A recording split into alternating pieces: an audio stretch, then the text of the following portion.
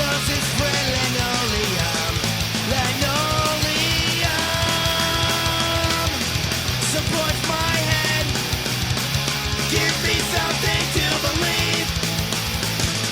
That's me on the beach side, combing the sand.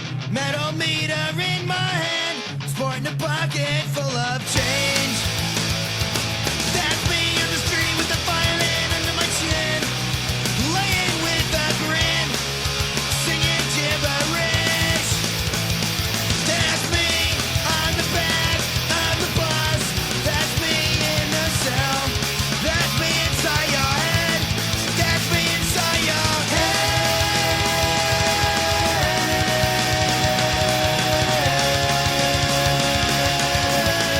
That's me inside your head.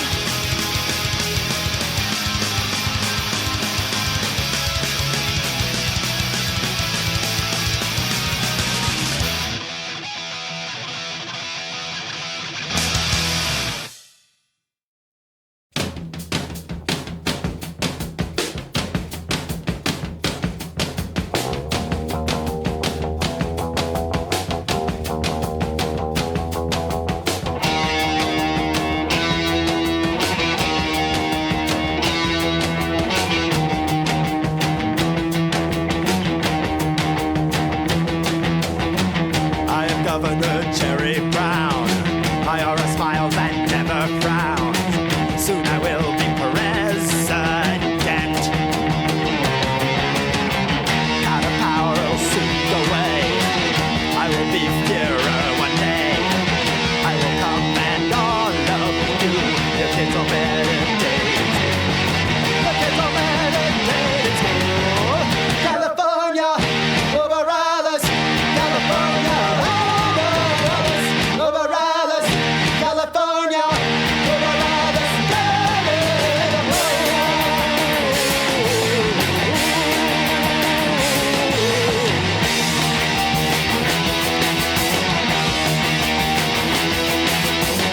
Syntaxis will control you, 100% natural.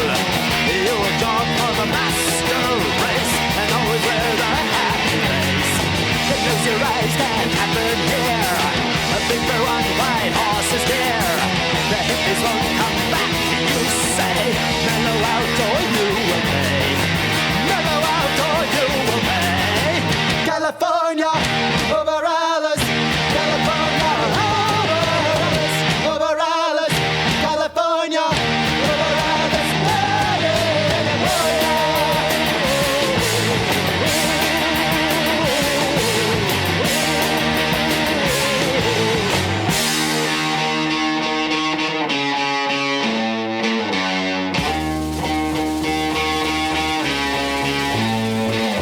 Now it is 1984.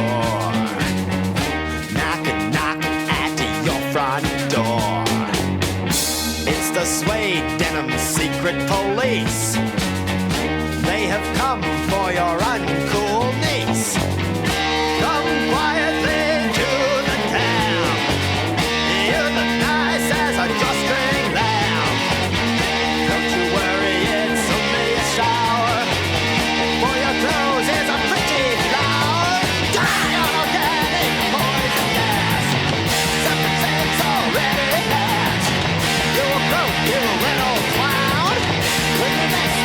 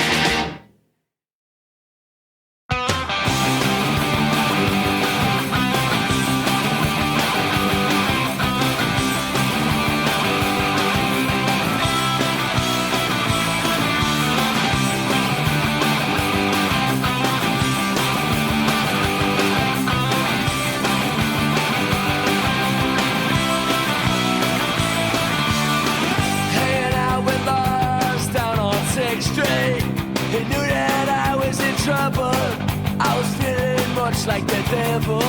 There was something burning deep inside of me.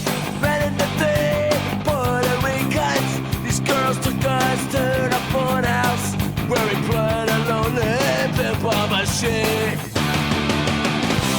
Hanging on the corner, 152nd and Broadway. The cars passing by, but none of them seem to go my way. In New York City, well, I wish I was on the highway. Back to Olympia. I'm having a hard time understanding. It gets harder to manage. She's all cool and I'm stranded.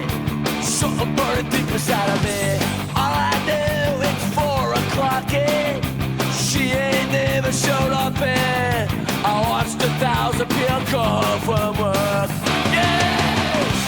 Hanging on the corner of 52nd and Broadway. A car's passing by, but none of them seem to go my way. New York City, I wish I was on the highway. Back to Olympia.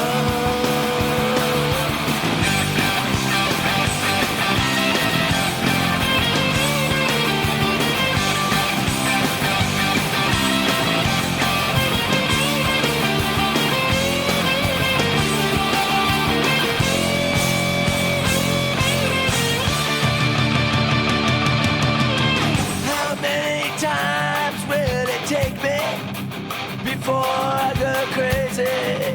Before I lose everything? Something burning deep inside of me. Running to the Puerto Rican. These girls took us to the forest. I don't wanna be alone again. Hanging on the corner, 152nd and Broadway.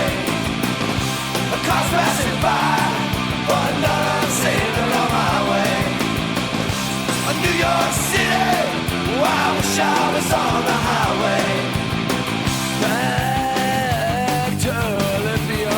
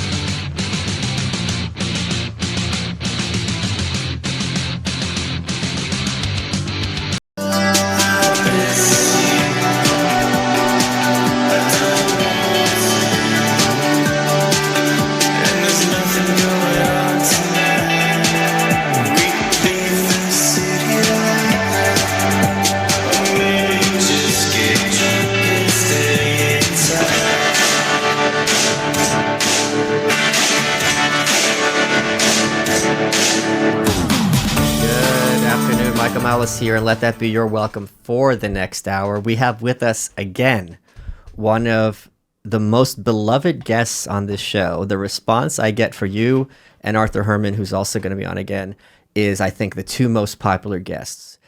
Dave Petruzza, who is an amazing historian, who I followed your work way before I met you. And let me rattle off a few of your books, and I'm going to not even remember all of them. Let's see how many I can get. 1920, The Year of Six Presidents. 1968. No, 1960, excuse me, which is JFK versus Nixon. You have 1948, Truman versus Dewey. TR's Last War. Yes. And then you have some baseball ones. Well, Rothstein. Well, that's a baseball. Yeah, it's a gangster book. Okay. There's only like 2.5 chapters of baseball in it. Okay. Really. But I got all the political ones, right? Yeah. Okay. Well, there's the 3 selections on Coolidge. Okay. You know, Coolidge, Silent Kyle's Almanac, which is sayings and a sort of potpourri of bios and funny stories and chronologies and pictures. And Coolidge on the Founders, and a documentary biography, which is telling him his story through documents, speeches, newspaper stories, things like that. Here's why I recommend your books so heavily and why I adore them. Because we can compare it to contemporary times. There's 2 ways to tell the story of things that happened recently. One would be Hillary Clinton represented the interventionist wing of the Democratic Party, and then you had reaction from people like Tulsi Gabbard. When you write, you get the quotes and you bring it to life, and you would be like, Hillary Clinton went in a show and said, quote, that Tulsi Gabbard is, quote, a Russian asset and, quote, the favorite of the Russians. And Tulsi responded by saying she's, quote, queen of the warmongers and responsible for the deaths of millions of people. So you, when you're I quote like hell. Yeah, but you also find the quotes where they're spewing such venom against each other. Yes. So instead of it being this kind of like academic, rather, you're like, no. Sure, it was about the issues, but these people loathe each other. Mm-hmm. They spoke in very clever, inarticulate ways. And talk about bringing history to life. You really see how these people thought, behaved, and hated each other. The book is about them. It's not about me. Yeah. So it's like, let them speak and let people hear their authentic voices and the voices of the people around them, or who are watching these dumpster fires of their time going on. And yeah, I'm not so egotistical to think everything has to come through me. And when I find them saying something interesting, or something interesting is happening, or something just weird or fun, I want to share it. I mean, if someone finds a good restaurant, you want to share it with your friends. So I guess my readers are my imaginary friends, and I want to share it with them. Speaking of sharing interesting things, we just had lunch. Yes. And you said a comment to me, which I was incredulous about, and you had to text your wife. Yes, I and did. she has a response. Yes. Can you read your text and her response? I think so. I could not believe this. It was... We're at lunch at Five Napkin Burger, and Dave insists to me.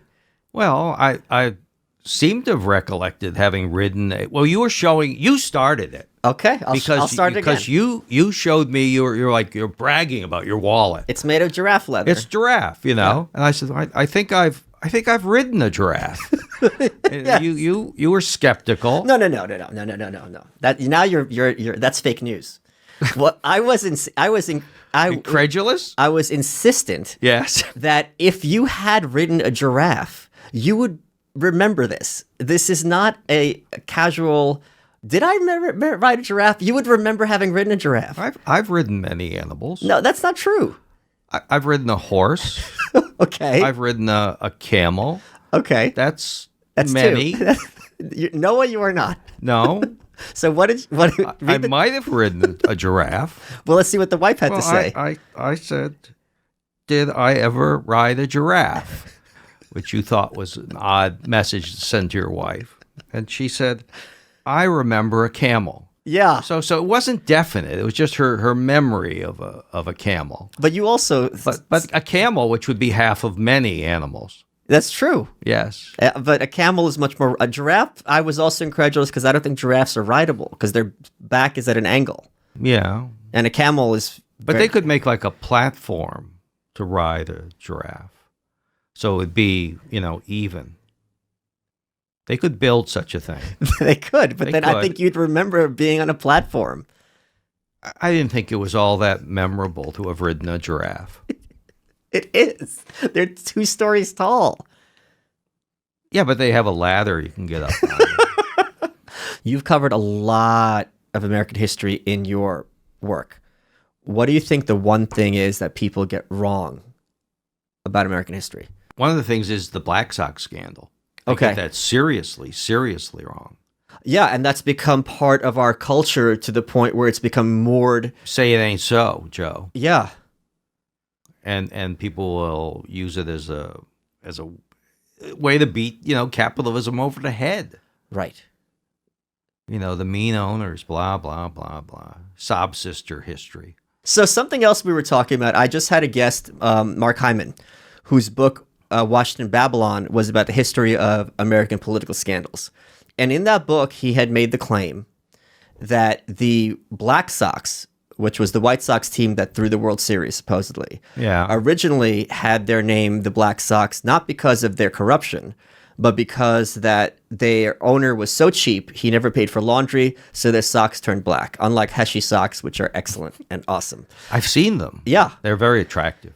But you're saying that that's a myth. Yeah, it's a myth. And the whole story of why the Black Sox did it, throwing the 1919 World Series, is because they were these oppressed working men, proletarians. Yeah. They were like, they were the lowest paid team in baseball, or one of the lowest. They were one of the greatest teams in history, which they were okay. And that they were stiffed on bonuses, particularly Eddie Seacott, their winningest pitcher. And as you were saying, that they were called the Black Sox before they were black. Their hearts were black. Yeah. Because their uniforms were black, because the owner wasn't cleaning them. And what really, starting from that small anecdote of the uniforms, it's because the White Sox, Black Sox as a whole were so cheap, they weren't tipping the clubhouse guys to do this. And then the owner took some action of his own, dry cleaned them, and docked their salary. And that's all there was to it. There's 2 days where they were playing in row uniforms, which are gray, because the uniforms are at the dry cleaners. That's it.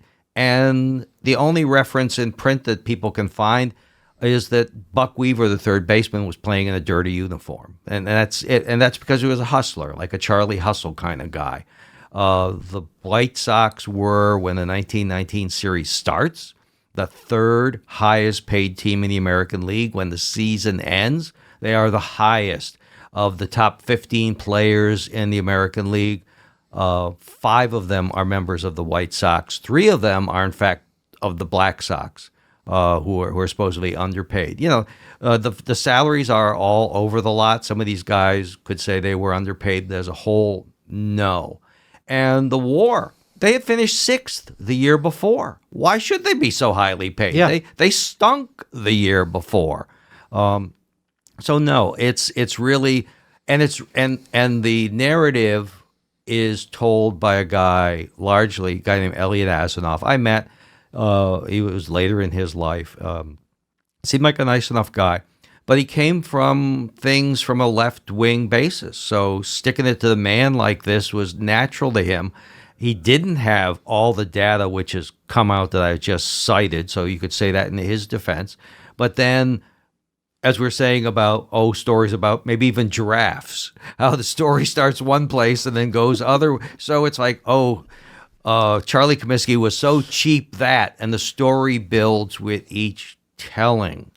But Asanoff was, in fact, blacklisted in the 50s. So very left-wing, and he had fronted for blacklisted writers. And he consulted a couple of guys who were very left-wing authors, Nelson Algren and another fellow who wrote, another Chicagoan, and their heroes were Buck Weaver and Swede Risberg, who were, 2 of the crooked players, or 2 of the Black Sox who were banned. So they were coming at it from, like boyhood memories of, these are our guys. They were good. They had reasons. Right. But the reasons were they were crooks. And the story about the bonus being promised to Eddie Seacott. You see what's this in the the story? movie. Okay. The story is in the movie. And What movie is this? Eight Men Out. Okay. Named after Elliot Asinoff's book. And so Seacott has been promised he will get a bonus of $10,000 if he wins 30 games. And he's held back by management, so he doesn't get a chance to win in that 30th game. And then he comes in and says, "Can I get my bonus, Mr. Comiskey?" And 29 is not 30, Eddie. Yeah. Evil, Bond villain type guy. Sure. And it's not true. He got his chance. He lost it. He had been paid a bonus anyway, which he had been promised from the year before when he led the league in losses. So he was the second highest paid pitcher in the major leagues, in both leagues at that time. And so, again, it's like fake history. It's just not true. And you're seeing more and more people, understand that it wasn't just the gamblers who were crooked, that the players themselves may have cooked this up. Oh, if Seacott went in league with the gamblers because he was stiffed on the bonus, we have accounts, his own testimony, that he's involved in the fix before that would have occurred, where seasons end. And where Buck Weaver, another one of the guys, says Seacott was talking about it as early as June. So nothing adds up in the established narrative. I'm going to put my full Soviet hat on. Yeah. Because, you could take the boy of the Soviet Union, you can't take the Soviet Union out of the boy. I can understand people getting excited about the Constitutional Convention, Revolutionary War, Jefferson versus Hamilton, Civil War, all these figures fighting each other, right? McKinley, Teddy Roosevelt. I can't wrap my head around baseball, and especially baseball from 100 years ago. I mean, this is a scandal that everyone can understand, that I appreciate. But the history of sports, it makes no sense to me why this is of contemporary interest. Because you can't watch the games. No, you can't. But, historical records have a way of popping up every so often. And they just found in the Yukon a newsreel of that series. Oh. It was buried in the permafrost. No. Yes. You go to YouTube and look this up. You can see them going around the bases and talking in front of the dugout. And yeah. Okay. Well, you know the movie, The Passion of Joan of Arc, or The Trial of Joan of Arc, which is this wonderful silent film done by a Danish director, producer. And it's all shot. He went to the producers, and he was going to get all this money to do all the battles against the English, and he double crosses them. They built the castles and everything, and it's all shot in extreme close up, and it's just the trial of her versus the churchmen and the trying her for heresy. This movie was thought to be lost, or just pieces of it. And one day, a guy opens up a broom closet in a mental institution in Norway, and a can of film falls out. And it's this film. And it is one of the great films of that era, and maybe of all time. And so some of these things just pop up. But people care. Baseball is the most historical minded of sports. People, I don't think football people or basketball people look that far back. And so it's nostalgic. And the movie Field of Dreams, which touches on the Shoeless Joe Jackson story and the Black Sox, is about a father and his son. So there's a lot of sentiment involved in this.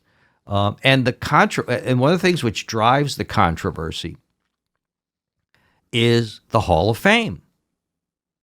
And the issue is, does Shoeless Joe Jackson belong in the Hall of Fame? Because he had the third highest batting average in history and was really a great hitter. And if Benedict Arnold hadn't have done that, okay, he'd be a great general. He'd be one of our top 10 revolutionary generals. maybe one of our top 3. He had a better one-loss record than Washington. Washington kept losing. Yeah. And but so this every so often somebody says we should let Jackson into the Hall of Fame. It just happened this year. He's very big in South Carolina, where he's from. There is a museum. His home is a museum. And I think because, he's this sob story about how he really didn't throw the series and all that. He had a great series, but he took the money. He took $5,000 from the gamblers, and that's somewhat suspicious. And that ties into Pete Rose. Sure. And whether you keep him out of the Hall of Fame or not, and about gambling. And now baseball, you're going to have sports gambling. And what's going to happen with that? Will the gamblers get to the players again? Probably not, because the players are richer than Croesus, as the saying goes. They got more money than brains. Of course, they had more money than brains in 1919 too. So last time we spoke, your book 1920 had been optioned for a miniseries. Yeah. Now, I heard a bit of casting rumors.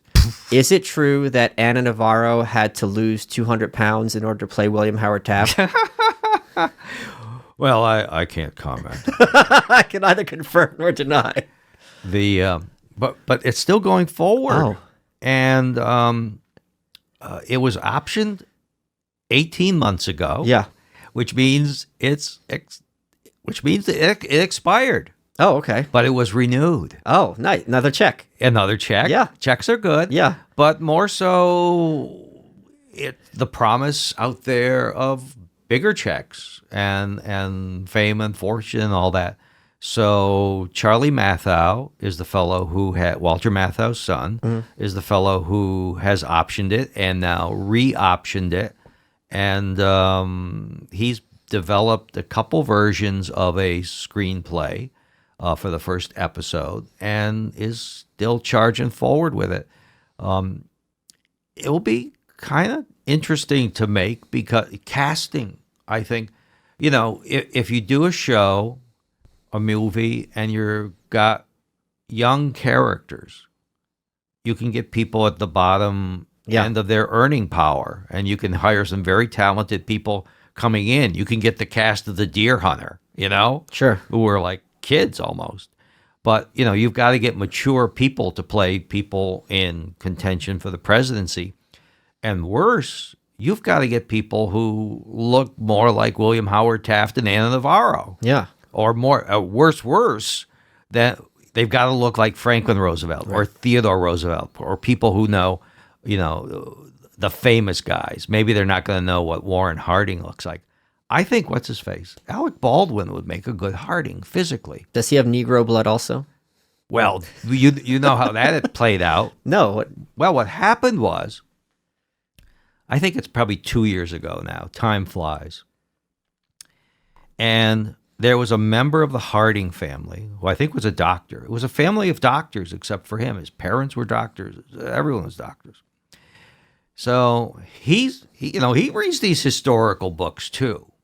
And he wasn't really focusing on the Negro blood. Maybe we should back this up. In the 1920 election, hundreds of thousands of handbills were circulated saying Warren Harding is a Negro, and you don't want a Negro as president. And it didn't quite fly, but they weren't quite sure how to play this. I made this joke on Fox once, and they didn't realize what the reference was, because they're talking about Obama being our first black president. I said, "What about Warren Harding?" And they thought I was just joking about Warren Harding. I'm like, no, this is a historical joke. Yeah. I mean, it was open to question for quite a while. Harding himself reputedly said, I don't know if one of my ancestors jumped the fence. That's what he said. That's almost an exact quote. So with Harding, you had two issues going on. One was the Negro blood, and they didn't know how to play it, because if they came out and said, "That's the most disgusting rumor we've ever heard," they would end up alienating the black vote in the North, Which was very Republican. which was very Republican, Yeah. but had been sliding for the past couple of elections. So you didn't know how to play it. So it's like, unlike certain politicians of today, it was like, shut up. Yeah. You don't have to go to every fight. So they kind of let that one slide. But the other issue was, did Warren Harding have an illegitimate child by a young woman named Nan Britton? She wrote a book about it after Harding was dead, and most people believe it, but some people didn't. And how do you prove it? And then the daughter died, but she had a daughter, and the Harding relative decided, let's get together with the Nan Britton relatives, and they ran the DNA, and bingo, that was his daughter. Wow. Okay? But the side effect of that was, what kind of blood does he have? Oh, right. He's white. Okay. So he's, it's like, okay, we could stop talking about this. I thought this would have been a bigger story at the time. Yeah. But evidently it's just one of my things, and like nobody else cared or something. I think. But it's got sex and race and all the things to get everyone excited about, and politics, but it's like, it just passed. Do you agree with me and with most people who listen to this show that Warren Harding is, no one's saying he's great, but that he is consistently underrated as president? Because they always put him last, and I think that's an absurdity. Yeah. Or second to last. Well, there was just recent online poll, and Buchanan, Yeah, sure. held up as again. Yeah.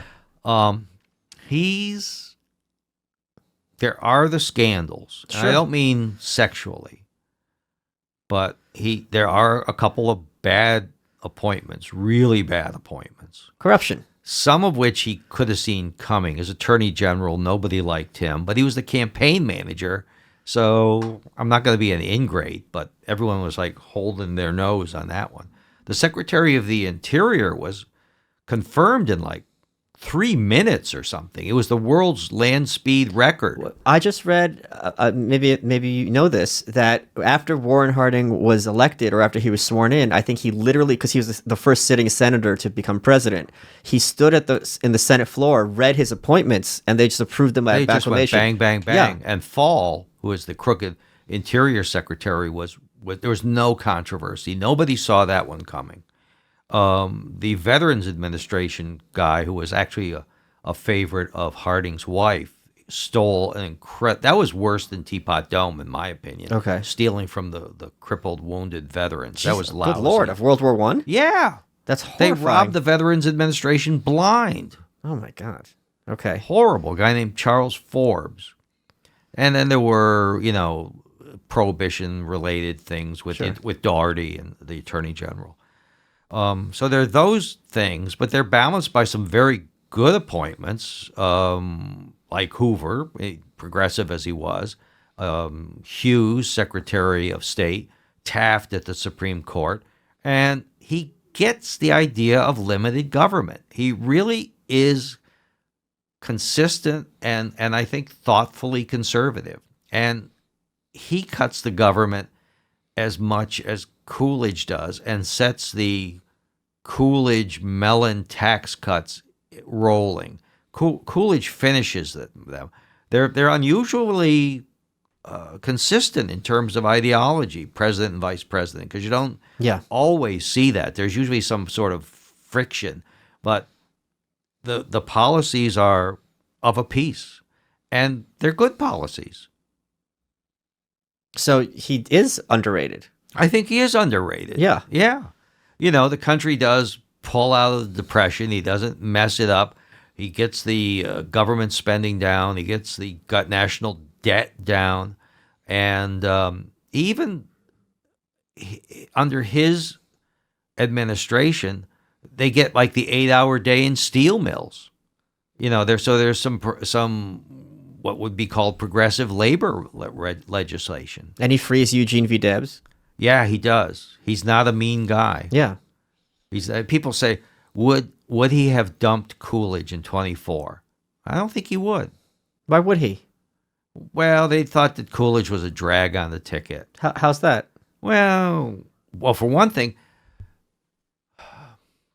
vice presidents were pretty disposable back then. Sure. They weren't, treated as some sort of sacrosanct important guy because they actually weren't. But also, Coolidge was not charismatic. He didn't like to go out and give speeches. And he came from Massachusetts, which you were going to carry anyway. Right. Ohio was a swing state. Massachusetts wasn't. That's one of the reasons why you don't get nominees for president from Pennsylvania for a long time, like forever after Buchanan, because it is for the longest time so crazily Republican. In 1932, Hoover carries Pennsylvania, and I think he carries Philadelphia. Oh, good Lord. Wow. Yeah. Okay. Yeah. Time They had quite the machine. Oh, and, sure. And it was Republican then. You've covered a lot of American history in your work. What do you think the one thing is that people get wrong about American history? I think the biggest thing is that how FDR got us out of the Depression. Okay, let's talk about that. I mean, that is, it's so big, it's obvious. I mean, Amity Shlaes dealt with that in her book about the Great Depression. But I mean, you see, through 8 years of Franklin Roosevelt, he barely moves the needle. I mean, people may not be starving because they're being given, maybe a make-work project job or foodstuffs or something like that, or a check. But we never really get full employment or investment. Well, you're close. Investment is very, very badly hit. And then you see the second crash in the 1930s when all the labor legislation starts to come in. And it's not until the war when the economy sort of picks up, but it really doesn't pick up because you've got all these guys in the army. You've got people really almost working as slaves for rationing in the defense plant, because they're given money, but there's nowhere to spend it. Yeah. They don't have tires, they don't have cars, they don't have nylon stockings. They can't buy meat By law. Yeah, by law, you just can't. What year, when you ask the FDR devotees, would they say the Depression ends? I never hear an answer out of them.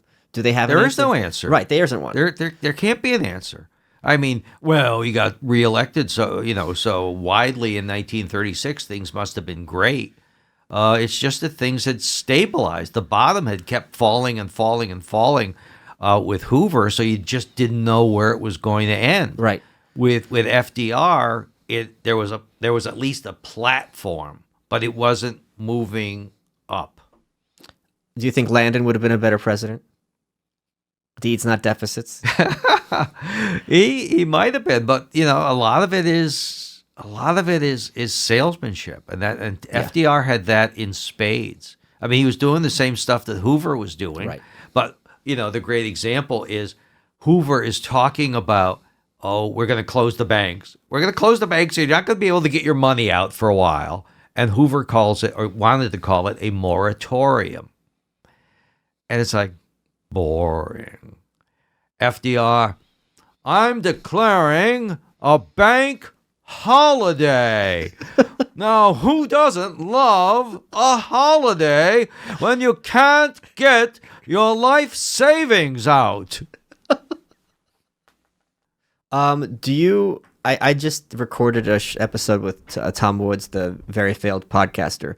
And one of the things we talked about was Woodrow Wilson and my contention that Woodrow Wilson was both the worst president and also the worst human being to be president. You've written about Wilson in 1920. Yeah. What are your thoughts on that? He's unpleasant. I'm not sure about the worst human being. This is why I think he's so evil. First of all, he gives us Lenin, and some of that has to fall at his feet.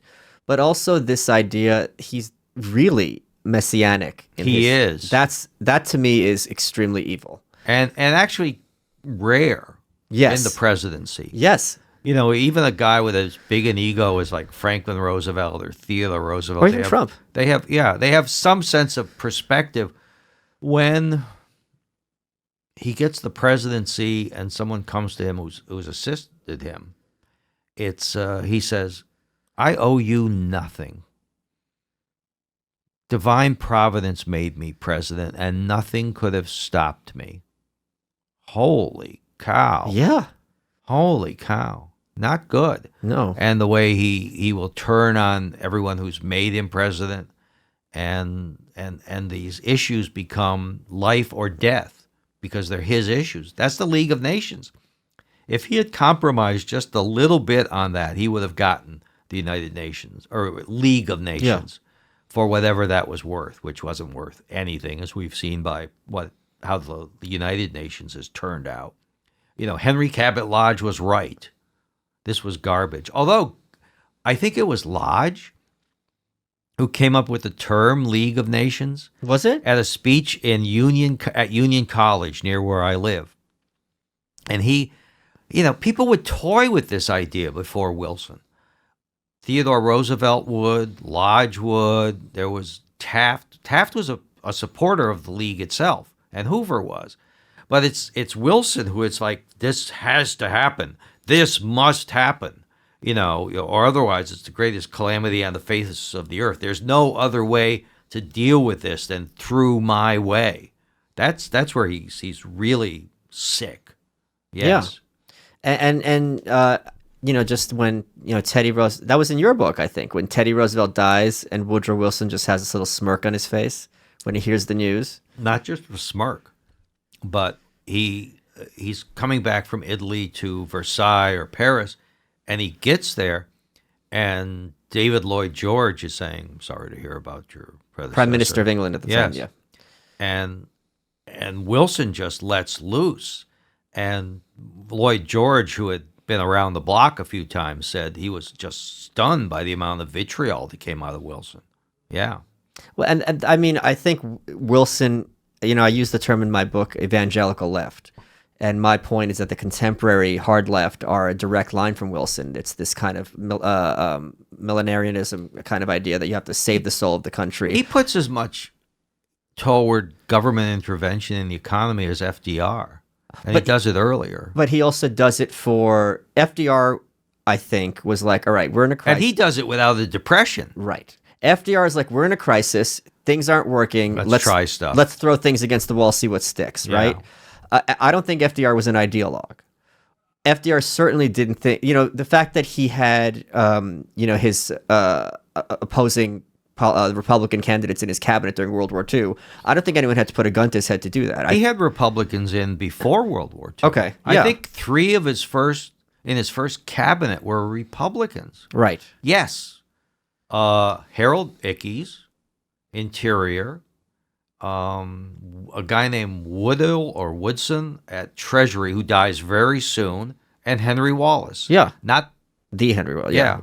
So I think that's a very big difference. And the idea that we're going to get into World War I, and this is our cover story to have intellectual control of the entire economy and run the country like a barracks or a corporation.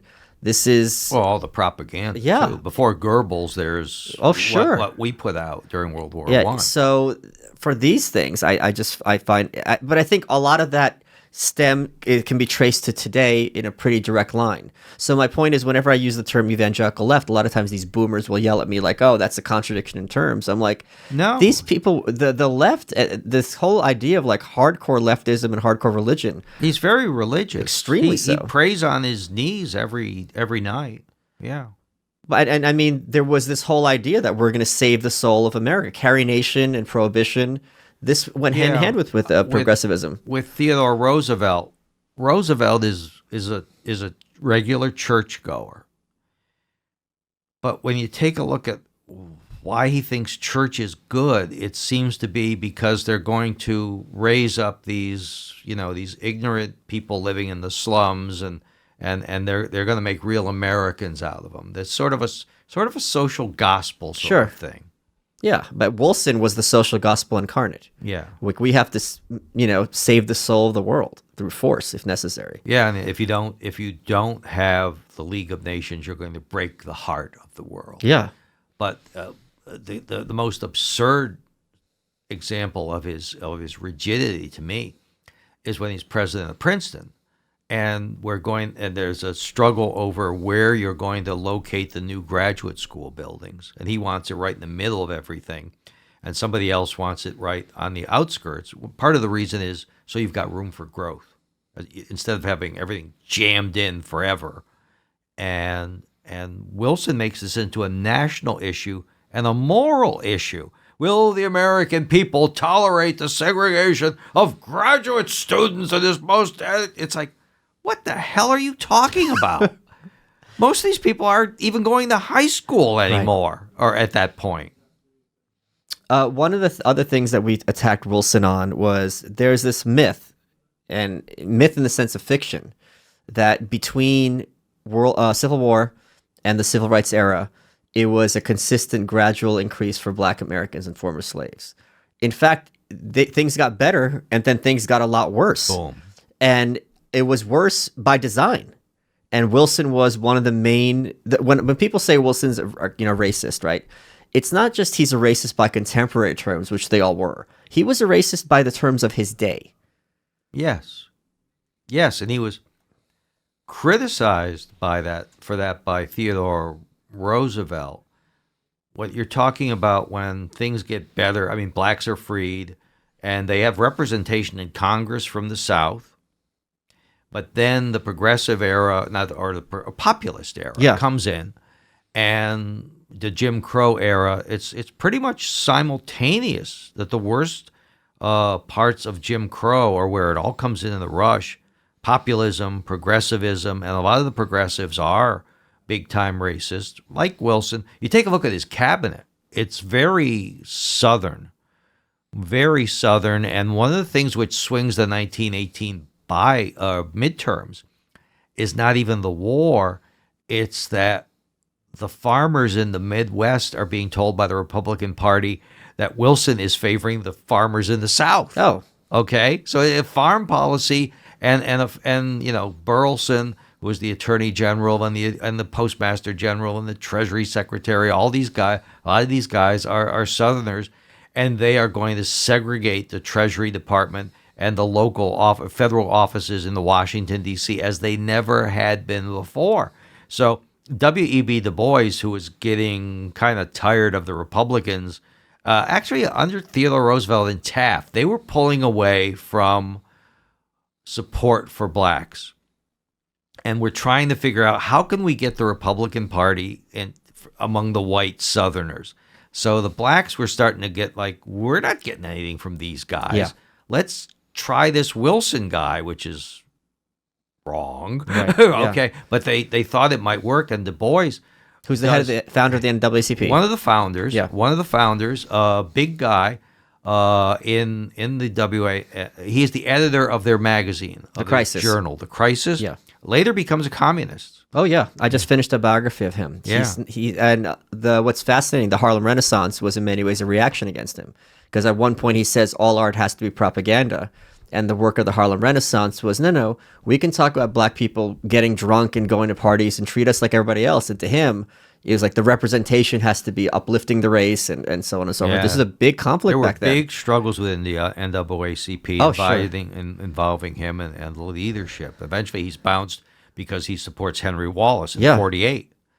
But with segregation, you see some horrible. There is I think 1916, a lynching in Waco. A lot of bad things happened in Waco, Texas. Yeah.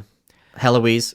Yeah. Okay, if you say so. She's from Waco. Okay. Hints from Heloise. Yeah. So, a black guy actually, I think, rapes and murders a white woman. He did it. Okay, and they convict him in 35 seconds or something, and he's in jail, and they're gonna hang. It's obvious they're gonna hang him, but this is not enough for the people of Waco, and they burst in and they kill him, and they set him on fire and mutilate him when he's alive. It is horrendous. And they take pictures of it. There's photographic evidence of this. It is really recorded. And the NAACP has a representative somewhere in Texas at that point. I think maybe it's even a woman. And she goes into town and interviews everyone. So this is the best documented lynching there is. And it's horrific. And there's not a word said about this by by anyone federally. Nothing. What year is this? This is like 1916. Oh, so it's Wilson. Okay, yeah. Yeah. This is not like 1905 or something. We're moving towards modernity, sort of, except we're not. We're certainly not down there. Yeah, that's the other thing. Or the race riots in East St. Louis. Oh, yeah, those are the big ones. Wilson actually plays a part in fomenting that. With the 1916 election, the Democrats talk about that the Republicans are importing black voters from the South. And having like basically vote fraud and colonizing parts of Illinois to throw the votes to them, and very racially charged stuff. And what is also happening is because of the war shuts down the cheap labor supply from Europe. My ancestors are not getting in anymore. Yeah, it's not the immigration laws, it's German submarines, okay? And the fact that they'd be coming from actually enemy territory. They'd be coming from Austria or Russia or whatever. And so what happens is that the black labor comes up.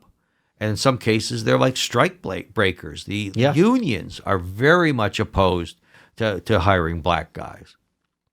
So there's this huge race riot in East St. Louis. Again, there's no reaction from the Wilson administration. And Theodore Roosevelt,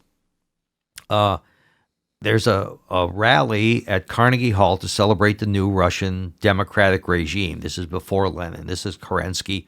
And with Roosevelt is, democracy is good, but keeping Russia in the war is better. Well, let me explain to people what you're referring to. Yes. So after the Tsar fell, yes, but before Lenin took over in 1917, there was a window where there was a brief parliament that Alexander Kerensky was in charge of. People forget about this. There's two revolutions. Yeah, there's two revolutions, right? Yeah. And so Theodore Roosevelt is on stage with Samuel Gompers, the head of the American Federation of Labor. And Roosevelt goes bananas and starts shaking his fist and shaking and almost physically assaulting Gompers in front of this crowd of thousands of people at Carnegie Hall. Why? What's with the labor unions? Why did they do this? And so he's sort of fighting for black rights then. But Wilson had used some of the rhetoric about the colonization of Illinois by black voters in that election. He's using the same rhetoric that the Illinois Democrats did, and that's like putting the flame to the fire on that. One of the things that drives me crazy is how so much, and I'm sure this bothers you enormously as well, so much of what is in popular culture as history is used as propaganda and is used to foment ideas in people's heads, right? And we hear a lot, understandably, about slavery and racism in the post-Civil War South, but we never hear about the North. And it's like it's just like, look over here, like it's a total like bait and switch, and it's like things in the North, after the Civil War, and even to like the 60s, it's not like it was some picnic. No, it's. I was reading just recently was it the 13th Amendment that gives blacks the vote? I think so. Only like 2 states in the North allowed blacks to vote before that amendment? Yeah, there was also something called sundown towns. Are you familiar with this? No. Okay, see, this is another. I read a book about it's a hidden part of Northern history. There were these towns where if you were black, you could not be there after sundown. Oh, okay. And this is very prominent in the North, Illinois, Indiana, places like this. So these are held up as like, well, we're the good guys, and to this day, the South is a whipping boy. And it's like another reference. De Tocqueville says that the blacks are treated worse in the North than the South. Right. Because there was a sense of kind of responsibility, right? Mm-hmm. This kind of almost socialist kind of. Well, I think they had more interaction than you had to. I mean, you had to talk to these guys. Right. They're doing your work. And it was speaking of Harlem Renaissance, I read this book by Jessie Fawcett, who was the Crisis's literary editor, I believe. She was a mistress of W.B. Du Bois, and one of her novels And the premise of the novel is about this girl who's passing as white, who's mixed blood. And she meets a black friend of hers outside a restaurant in New York in the 1920s. And she's like, why didn't you get us a table? And she's like, I didn't know I could get seated. And then she's dating this white guy. And to show off to her how racist he is, at a restaurant in New York, a fancy restaurant, he tells the waiter to kick out this table of black people who are sitting there, and he does it. Well, the blacks could not be in the audience at the Cotton Club. Yeah. They were not allowed to work in the department stores on like 125th Street. And before there's a Montgomery bus boycott, there's a boycott of the department stores in Harlem around 1937. Blacks won't, until they can buy where you can work, shop where you can work. That's the slogan. And on October 5th, I was invited to give a talk at the grave of Chester Alan Arthur outside of Albany. They do this every birthday of any president who's dead. And the president sends a wreath, and the National Guard shows up, and somebody says a few words, and that somebody was me. And it's like, what do you say about Chester Alan Arthur? And the facial hair was impressive. I mean, so I said, well, he's local, and he did some stuff for the military. And I said, look at this statue here. This statue, it's an angel. The form is women. Let's talk about some women in his life. And the first one is probably one who never came up to Albany. But one day, on a Sunday, she was going up to church in the Bowery from downtown by City Hall, where she was going to play the organ. And she got on a streetcar in 1854, 55. And she was black. And they threw her off. And the 3rd Avenue streetcar line was segregated and really roughed her up badly. And this is a woman. This is a woman. Beat her up, and she went to her father, was a fairly prosperous tailor, and was the first black to ever have a patent in the United States. And they said, what are we going to do about this? And they decided to make it, they went to this famous, a pro-abolitionist law firm. And the guy couldn't take the case because he had just been made a judge or something. He says, I got this guy who just here, he's pretty sharp. He's 24 years old, Chester Arthur. He can do it. And they bring a test case, not a criminal case against the guy on the subway, the motorman, the conductor. They don't do that. They're not interested in playing small.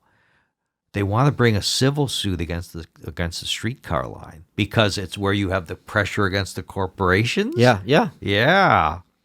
And Arthur, they bring the case in Brooklyn in January, and they may have had, there's no Brooklyn Bridge.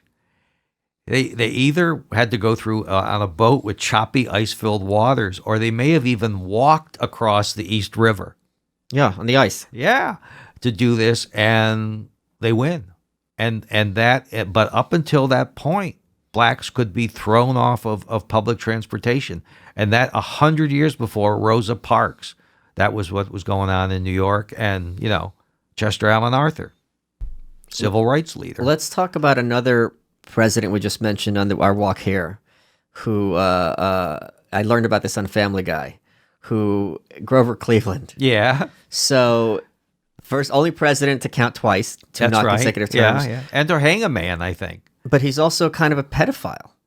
Yeah, you could say that. Well, tell that story about his wife. Well, his wife was one of his pals had died, and Cleveland becomes the ward, like Daddy Warbucks of Little Orphan Annie. Yeah. Of his daughter, and when she reaches womanhood, he marries her. That Frances Folsom, First Lady of the United States, but formerly been ward of Grover Cleveland. It's as if Daddy Warbucks married Little Orphan Annie. Yeah. He raised her since she was a kid as his daughter. Yeah. This is, kind of what Woody Allen territory, right? Yeah. But without the miscegenation. Right. So unless Grover Cleveland had Negro blood. We don't know. We haven't done the DNA. You've covered a lot of American history in your work. What do you think the one thing is that people get wrong about American history? This goes back, 100, 150 years. The people think that George Washington, the Washington Monument, is named after George Washington. And it really is the reverse.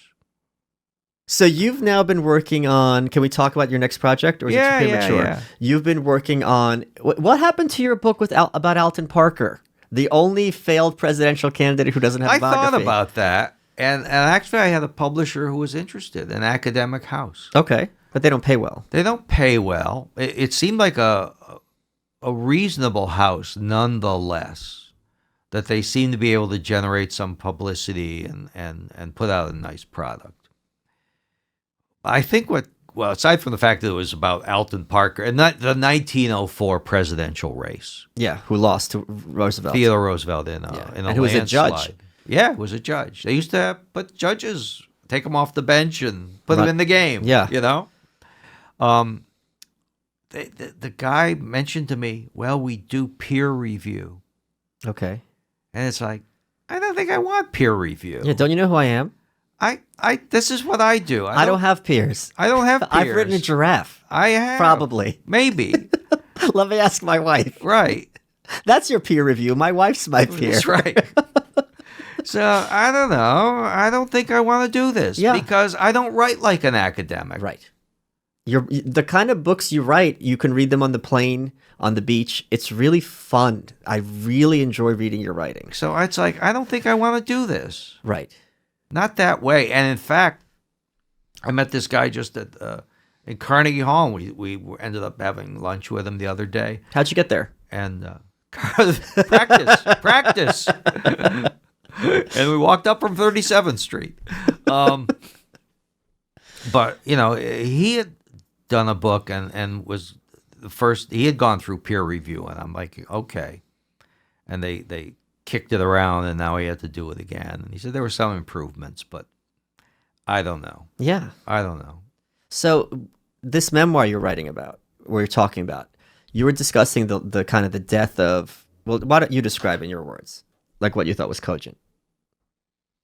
The death? Well, talk about the death of kind of small town America. You were mentioning to me. Well, I've been asked by a friend of mine for a few years to write a memoir. And I thought, that's the worst idea I've ever heard. It's a horrible idea. What about the League of Nations? Yeah. That's a it's horrible worse idea. than that. Worse. And so we took her out for her birthday in January, and she said, do it as a gift for me. Well, that's pressure. And I said, no. Yes. Push me around. But then the month after that, a friend of mine, one of my very closest friends, died. Oh. And I thought the stories die with me. Not about him, because what I didn't want to do was a whole autobiography. And she said, it doesn't matter what you write, just the way you say it. Yeah. Okay? I was like, nonetheless. But I thought, well, I'll write it up to when I'm going away to college. Okay. And I come from upstate. I still am upstate. I'm very provincial. I live maybe 20 miles literally from where I was born. Okay. Went to school another 20 miles beyond that and largely have worked in that circle. Aside from my many, many, many, many forays into the city. And this town, I can tell you the exact time in which it started to decay, January 1955, when the carpet mills moved out and the rust first appeared on the Rust Belt there in the Northeast. So there was this community. It had been functioning.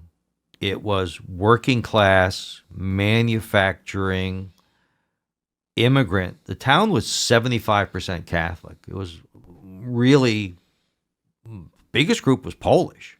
Second biggest group was Italian. It was the largest Lithuanian percentage in, the state. So it was very religious. It was a very religious time, and just things were different.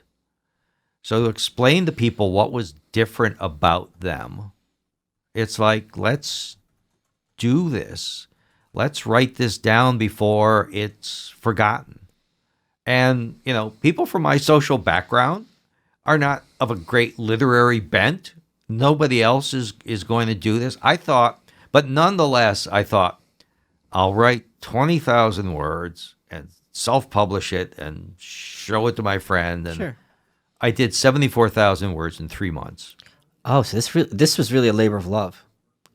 I found it quite Cathartic. easy to do. Okay. And it was the community, it was what preceded it, it was genealogical, and there's some about me and what how in this complete scattershot way I came to be the guy with the name on the cover of these history books. Sure. And it's all of that stuff. I try. In some way, it's a bit like a Gene Shepard novel, if you ever read him, or Richard Russo. Richard Russo, who wrote a book called Mohawk, won the Pulitzer Prize. He's from the next county up above me. And there's a paragraph, which I first read, not from the book, but in the review of the book in the New York Times, talking about how desperate it was growing up there. Yeah. And the sense of doom. Okay, let's sum it up concretely. The first time I ever went anywhere overnight on a trip with my parents was to a place called Thompsonville, Connecticut. We had no relatives there, no friends. We stayed in a little motel. I know what we ordered. I know we watched Sergeant Bilko on TV in the room. And I know why we went. My father said, I want to see where my job went. Oh, wow. Oh.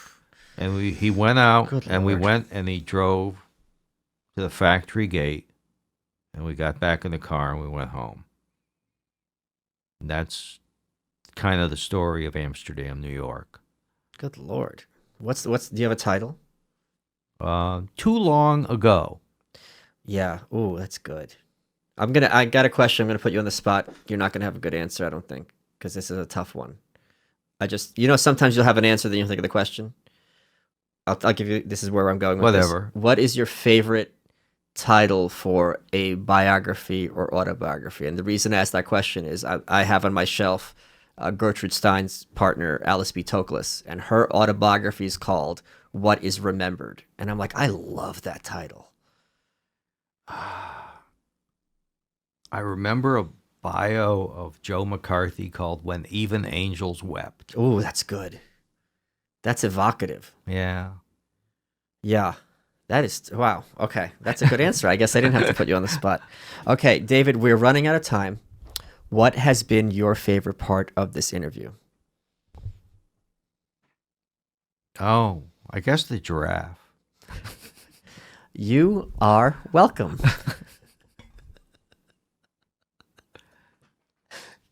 So we take that clip and use that as the teaser. Yeah. Like, what'd you like best about this Yeah. episode? So it's really even better Yeah. when the answer makes no sense without having seen the episode. I guess the giraffe.